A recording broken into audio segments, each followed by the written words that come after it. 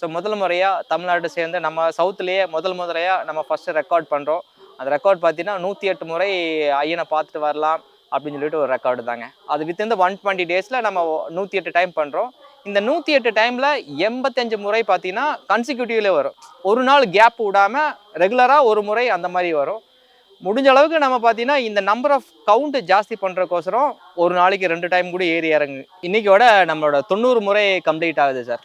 90 அதாவது February 1st நம்ம calculation பண்ணுறோம்.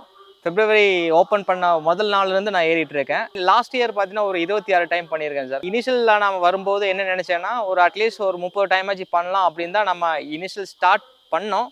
ஆனால் என்னோட குட் லக் என்னென்னு பார்த்தீங்கன்னா எனக்கு டெய்லியுமே ஏறி இறங்கும்போது எனக்கு ஒரு நல்ல ஒரு உணர்வு கிடைச்சது. ஒரு டிஃப்ரெண்ட் கைண்ட் ஆஃப் ஒரு அட்டாச்மெண்ட், ஒரு different kind of the feeling கிடைச்சது. ஐயனை டெய்லியும் பார்க்குற மாதிரி ஒரு புத்துணர்ச்சி எல்லாம் கிடைக்கிறதுனால நான் ஃப்ரீக்வெண்ட்டாக வர ஆரம்பித்தேன்.